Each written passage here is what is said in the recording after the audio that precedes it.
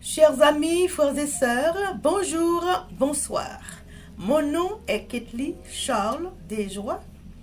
Aujourd'hui, on va lire pour vous le livre Événements des derniers jours. Jésus non seulement nous a laissé cette belle promesse, je reviendrai, mais il nous a aussi montré comment nous préparer pour le recevoir dans la paix. Cet ouvrage fait partie de ces instructions. D'une manière claire et impressionnante, ce livre nous explique que nous vivons les derniers jours de l'histoire de cette terre. Des questions fondamentales comme le crible, la pluie de l'arrière-saison, le sceau de Dieu et la mort de la bête, la fin des temps de grâce, les 7 dernières plaies et le retour de Jésus y sont aussi présentés.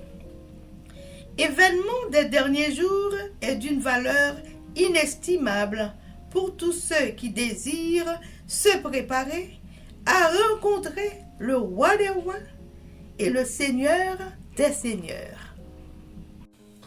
Événements des derniers jours, le chapitre 5 intitulé La vie de piété de l'Église du reste et sous-titre Un double élan.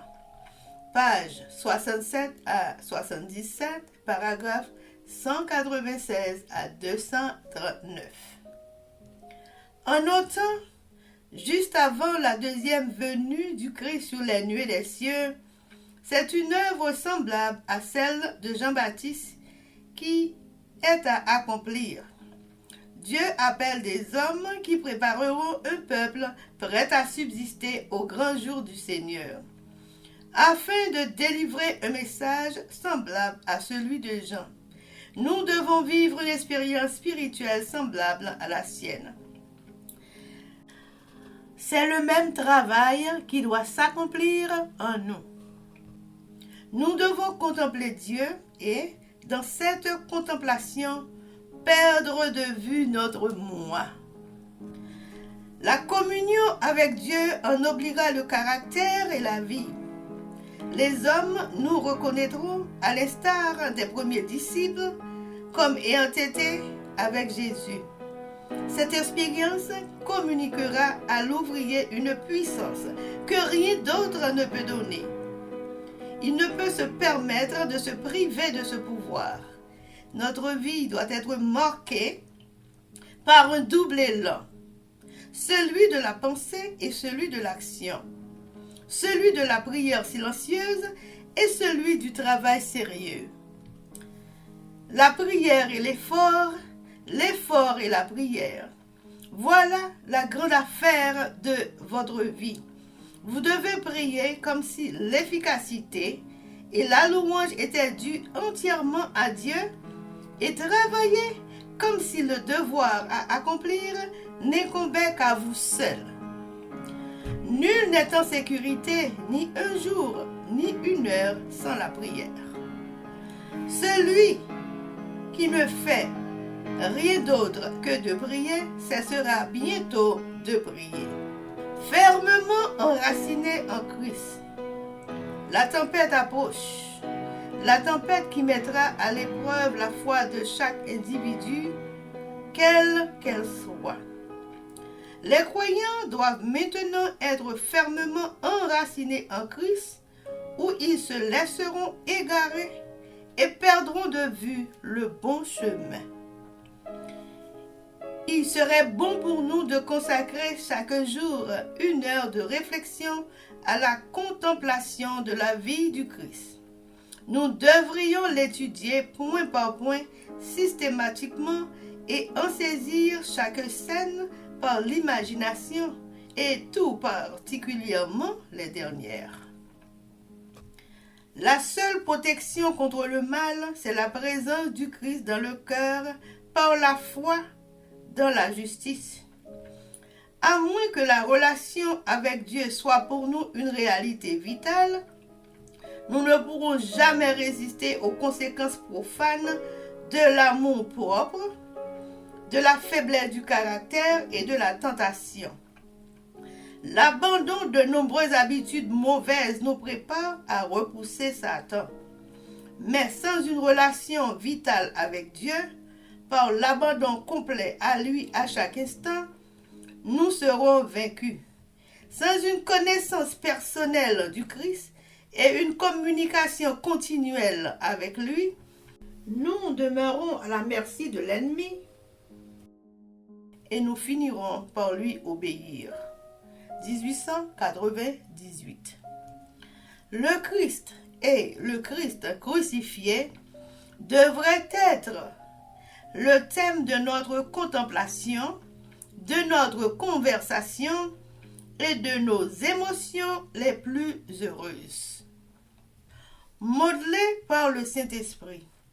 Jamais le cœur humain ne connaîtra le bonheur tant qu'il ne se soumettra pas pour être modelé par l'Esprit de Dieu. L'Esprit rend l'âme renouvelée semblable au modèle par excellence, Jésus-Christ. Grâce à cette influence, l'inimité envers Dieu est changée en foi et en amour, et l'orgueil en humilité. L'âme perçoit la beauté de la vérité, et le Christ est honoré par l'excellence et la perfection du caractère. 1896. Il n'est pas une seule impulsion de notre nature, pas une seule faculté de notre esprit ou une inclination de notre cœur qui ne doivent à chaque instant demeurer sous le contrôle de l'Esprit de Dieu. 1890. L'Esprit illumine nos ténèbres, nous informe dans notre ignorance, nous aide dans toutes nos difficultés. Mais notre esprit doit suivre constamment Dieu. Si nous permettons à l'esprit mondain d'intervenir, si nous n'éprouvons aucun désir de prier, de communier avec celui qui est la source de la force et de la sagesse, l'esprit n'habitera pas avec nous. La nécessité de l'étude biblique. Aucun cœur renouvelé ne peut demeurer dans un état de réceptivité sans l'application quotidienne du sel de la parole. La grâce divine doit être reçue quotidiennement, sans quoi nul ne peut demeurer converti. Que votre foi soit nourrie de la parole de Dieu. Emparez-vous fermement du témoignage vivant de la vérité. Gardez foi en Christ comme en un sauveur personnel. Il a été et sera toujours le rocher des siècles. 1905. Les chrétiens devraient se préparer à l'événement formidable qui va surprendre bientôt le monde. Et cette préparation, ils devraient se la donner par une étude diligente de la parole de Dieu et un effort constant pour conformer leur vie à ses préceptes. 1914. Seuls ceux qui auront fortifié leur esprit par l'étude des vérités bibliques demeureront fermes dans le dernier grand conflit. Seuls ceux qui sont des étudiants zélés des Écritures et qui ont reçu l'amour de la vérité seront protégés contre la puissante séduction qui retient le monde captif. Notre peuple a besoin de comprendre les oracles de Dieu. Il a besoin d'acquérir une connaissance systématique des principes de la vérité révélée qui le prépareront aux événements prêts à surgir sur la terre et l'empêcheront d'être emporté à tout vent de doctrine. Mémoriser l'Écriture. À plusieurs reprises chaque jour, des moments bénis devraient être consacrés à la prière et à l'étude des Écritures, ne serait-ce que pour mémoriser un texte afin que la vie spirituelle puisse se développer dans l'âme. La précieuse parole est la règle de la jeunesse qui veut être loyale envers le roi des cieux. Que les jeunes étudient les Écritures, qu'ils apprennent texte sur texte de mémoire et acquièrent ainsi la connaissance des déclarations du Seigneur. Construisez un rempart autour de vous à l'aide de l'Écriture, et vous constaterez que le monde ne saurait l'abattre. Apprenez l'Écriture par cœur, et lorsqu'il avance ses tentations, répliquez à Satan par un vigoureux « Il est écrit ». C'est ainsi que notre Seigneur a surmonté les tentations de Satan et lui a résisté. Ornez votre mémoire des précieuses paroles du Christ. Elles vaudront davantage que l'argent et que l'or. Conservez une édition de poche de la Bible sur vous lorsque vous travaillez et mettez à profit chaque occasion de mémoriser ces précieuses promesses. Les temps viendront où de nombreuses personnes seront privées de la parole écrite. Mais si cette parole est imprimée dans la mémoire, personne ne pourra nous la ravir. 1906. Étudiez la parole de Dieu. Mémorisez ces précieuses promesses afin que, lorsque nous serons privés de nos Bibles, nous puissions demeurer en possession de la parole de Dieu. Le chapitre 14 de l'Apocalypse. Une encre de l'âme pour le peuple de Dieu. En ces jours, c'est notre devoir d'établir la pleine signification des messages des trois anges. Toutes nos transactions devraient être en accord avec la parole de Dieu. Les messages des trois anges sont solidaires et sont révélés dans le chapitre 14 de l'Apocalypse, du 6e verset à la fin. Nombre de ceux qui ont reçu le troisième message n'avaient pas eu auparavant une expérience réelle des deux précédents. Satan l'a compris et son méchant regard était posé sur eux pour les accabler. Mais le troisième ange attirait leur attention sur le lieu très saint et ceux qui avaient fait l'expérience des autres messages leur montraient la voie vers le sanctuaire céleste. Beaucoup apercevaient le parfait enchaînement des messages des anges et les reçurent l'un après l'autre avec joie, suivant Jésus dans le sanctuaire céleste. Ces messages m'ont été présentés comme une encre de l'âme pour le peuple de Dieu. Ceux qui les comprennent et les acceptent seront gardés contre les subterfuges de Satan. Éduquez l'esprit pour avoir foi en la parole de Dieu. Ceux qui se sentent libres de remettre en question la parole de Dieu, de mettre en doute toute chose qui peut éventuellement susciter l'incrédulité, découvriront qu'il leur est nécessaire de mener une très dure lutte pour garder la foi dans les moments de trouble.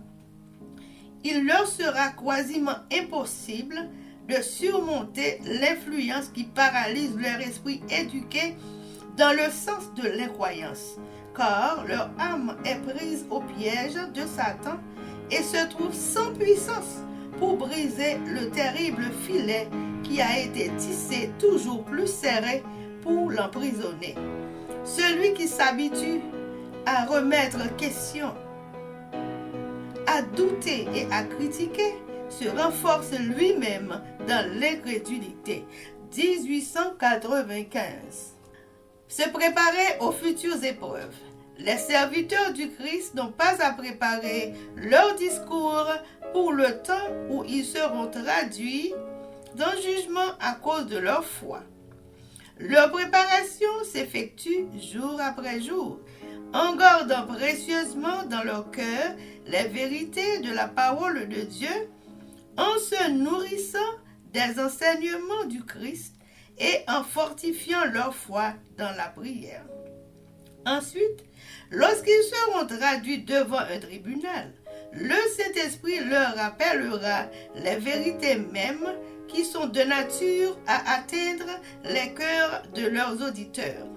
Dieu rappellera instantanément à leur mémoire les connaissances obtenues par une étude assidue des Écritures au moment précis où ils en auront besoin. Lorsque viendra le temps d'épreuve, certains hommes qui prêchent actuellement aux autres découvriront alors, en examinant les positions qu'ils défendent, qu'il y a beaucoup de questions auxquelles ils ne peuvent donner une réponse satisfaisante. Jusqu'à ce qu'ils aient été mis à l'épreuve, ils ne rendront vraiment pas compte de leur grande ignorance. Et il en est beaucoup dans l'Église qui pensent tout naturellement comprendre ce qu'ils croient, mais jusqu'à ce que s'élève la controverse, ils sont ignorants de leur propre faiblesse. Lorsqu'ils seront séparés de leurs co-religionnaires et contraints à se défendre seuls et à expliquer par eux-mêmes leur foi, ils auront la surprise de constater combien leurs idées sont confuses au sujet de ce qu'ils avaient accepté comme une vérité. Se maîtriser moralement. Notre capacité à rendre raison de notre foi est un louable accomplissement. Mais si la vérité ne descend pas plus profondément en nous, l'âme ne sera jamais sauvée. Le cœur doit être purifié de toute impureté morale. Bien peu comprennent qu'il faut exercer un contrôle sur nos pensées et notre imagination. Il est difficile de garder un esprit indiscipliné fixé sur des sujets dignes d'intérêt. Mais si les pensées ne sont pas convenablement maîtrisées, la religion ne peut pas s'épanouir dans l'âme. L'esprit doit être occupé par les choses sacrées et éternelles, où il chérira des pensées frivoles et superficielles. À la fois, les énergies intellectuelles et morales doivent être disciplinées et elles se fortifieront et s'amélioreront par l'exercice. 1881. Nous avons grandement besoin d'encourager et de cultiver des pensées chastes et de fortifier les énergies morales plutôt que les énergies basses et charnelles. Dieu nous aide à ouvrir les yeux sur nos appétits charnels. L'exemple d'Enoch. Enoch marcha avec Dieu pendant 300 ans avant d'être enlevé aux cieux. Et l'état du monde à son époque n'était pas alors plus favorable au perfectionnement du caractère chrétien qu'il ne l'est aujourd'hui. Et comment Enoch marcha-t-il avec Dieu? Il éduqua son esprit et son cœur afin de se sentir toujours en présence de Dieu. Et lorsqu'il était plongé dans la perplexité, ses prières montaient vers Dieu afin qu'il soit gardé. Il refusait toute conduite qui pouvait offenser son Dieu. Il gardait le Seigneur continuellement présent à sa pensée.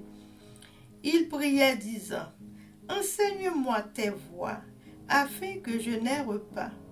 Quel est ton bon plaisir à mon sujet?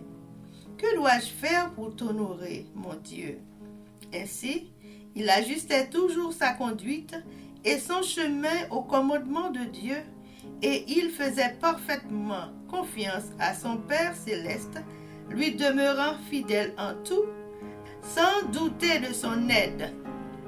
Il n'avait aucune pensée, aucun désir qui lui fussent propre. Il était rempli de la volonté de son Père.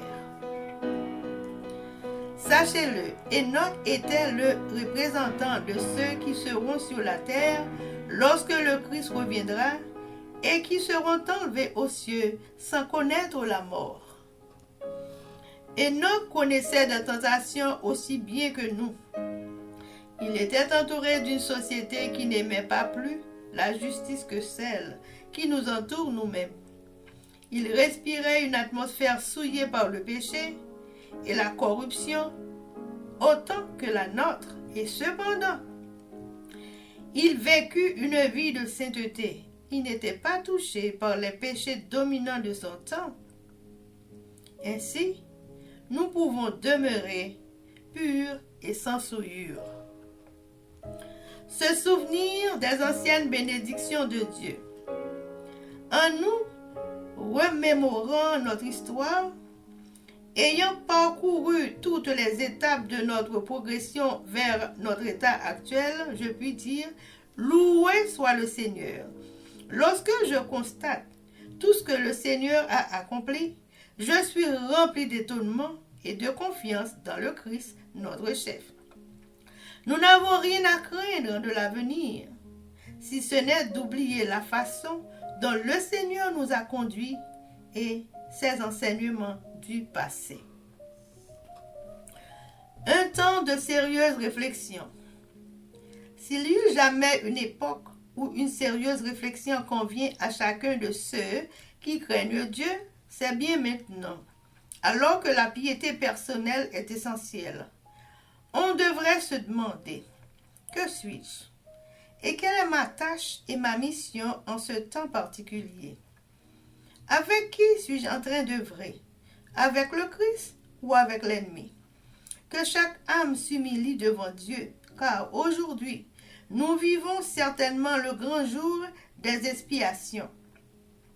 En ce moment même, les cas de plusieurs sont examinés devant Dieu, car ils ne resteront que peu de temps dans leur tombe. En ce jour, votre garantie véritable, ce n'est pas votre profession de foi, mais c'est la nature de vos affections. Le temple de l'âme est-il purifié de ses souillures? Mes péchés ont-ils été confessés? Et est-ce que je m'en suis repenti devant Dieu afin qu'il puisse être effacé? Est-ce que je porte un jugement sérieux sur moi-même? Suis-je prête à n'importe quel sacrifice et à tous les sacrifices pour l'excellence de la connaissance de Jésus-Christ? Ai-je conscience en permanence du fait que je ne m'appartiens pas, mais que je suis la propriété du Seigneur, que mon service appartient à Dieu qui me possède entièrement? Nous devrions nous demander, pourquoi vivons-nous et travaillons-nous? Et qu'en résultera-t-il au bout du compte? Vivre avec la pensée du jour du jugement.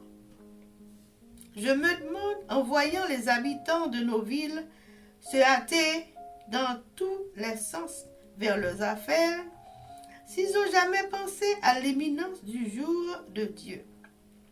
Chacun de nous devrait vivre avec la pensée du grand jour qui est prêt à fondre sur nous. Nous ne pouvons nous permettre de vivre sans nous soucier du jour du jugement, car, bien qu'il ait été longtemps retardé, il est maintenant imminent. Il est à la porte. Il s'approche en toute hâte. La tromperie de l'archange fera bientôt sursauter les vivants et éveillera les morts. Prêts pour le retour du Christ. Si nous ne trouvons maintenant aucun plaisir dans la contemplation des choses célestes, si nous ne trouvons aucun intérêt à rechercher la connaissance de Dieu, aucune joie à contempler le caractère du Christ, Si sa sainteté ne nous attire pas, alors nous pouvons être sûrs que notre espérance placée dans les cieux est vaine. La parfaite conformité à la volonté de Dieu est le grand objectif que le chrétien doit garder présent à l'esprit. Il aimera parler de Dieu, de Jésus, de la maison de félicité et de pureté que le Christ a préparé pour ceux qui l'aiment. La contemplation de ces thèmes, lorsque l'âme fait son bonheur des assurances bénies que Dieu donne, l'apôtre l'évoquait en parlant de ceux qui ont goûté les puissances du siècle à venir. Hébreux 5, versets 4 et 5. Si vous êtes en accord avec Dieu aujourd'hui, vous seriez prêts si le Christ revenait aujourd'hui. Chers amis, frères et sœurs, c'était Événement des derniers jours. Merci et à bientôt.